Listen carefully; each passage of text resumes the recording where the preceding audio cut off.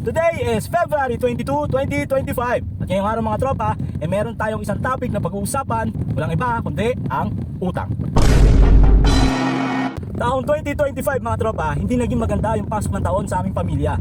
Nandyan yung nagkasakit yung tatay ko at na-stroke. So nung nagka-stroke si tatay, wala akong ibang lalapitan kundi ang utang. Kooperatiba ang unang-unang pumasok sa isip ko na pwede kong lapitan. Dahil una sa lahat, yun lang ang utang ko. Wala akong SS loan, wala akong Pag-ibig loan, wala akong utang sa bangko, wala akong utang sa tao. Subalit, sa hindi natin inaasahan, hindi nangyari yung iniisip ko. Kaya eto ako ngayon, lumapit ako sa company, umutang ako ng emergency loan, pero hindi pa rin sapat. Kaya umutang naman ako ngayon sa bangko. Hindi tayo pinautang sa kadahilan ng meron pa tayong existing na utang at ang kanilang polisiya na tao rin ang gumagawa. Sobrang sama talaga ng loob ko mga tropa. Talagang dinamdam ko nung hindi ako mapautang ng aming kooperatiba. Grabe, bumuhos yung emosyon ko sa social media. Pero nangyari na ang nangyari, wala rin tayong nagawa. Kaya eto ako ngayon, imbis na isa lang ang inuutangan ko, meron na akong tatlong inuutangan. Una, yung existing na utang ko sa aming kooperatiba.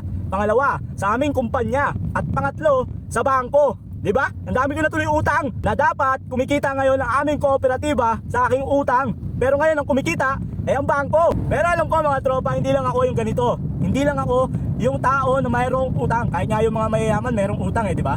Kaya ano pang inaantay nyo? Umutang na rin kayo.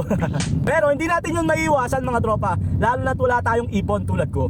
Kaya ang ginagawa ko para pambayad sa mga utang ko, dumidiskarte tayo. Magbebenta tayo ng damit, 9 Lives Clothing. Nagbebenta tayo ng suka, sukang pinasarap, ni buti pa si Tonton TV. At nagbebenta tayo ng laruan, mga binibenta ni Tonton. Sa tingin ng tao, marami akong pera. Sa tingin nila, ang dami kong hawak na pera.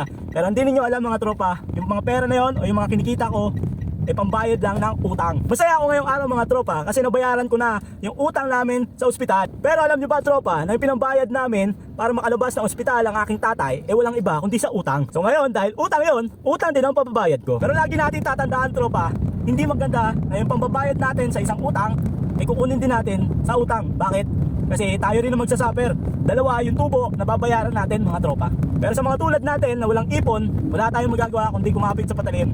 Wala tayong magagawa kundi gumawa ng diskarte para mabayaran yung mga pinagkakautangan natin. Madaling sabihin, dapat meron tayong ipon, pero mahirap gawin. Dahil sa panahon ngayon, napakamahal ng bilihin, napakarami nating binabayaran katulad ng bahay, kuryente, tubig, internet, pag-aaral ng anak natin, baon, gasolina, pagkain at marami pang iba. Masaya ako kasi nakabayad na ako ng utang sa ospital, pero ang problemahin ko na lang ang pagbabayad ng utang sa kumpanya at sa bangko sa loob ng isang taon. Bago tapusin tong video mga tropa, alam nyo ba na bago pa man dumating ang mga Kastila dito sa Pilipinas, nangungutang na ang mga Pilipino noong pang 900 AD. So there you have it tropa. If you like this video, please don't forget to like, share, and subscribe sa Buti Pa Si Tonton TV. Hanggang sa susunod tropa, Buti Pa Si Tonton.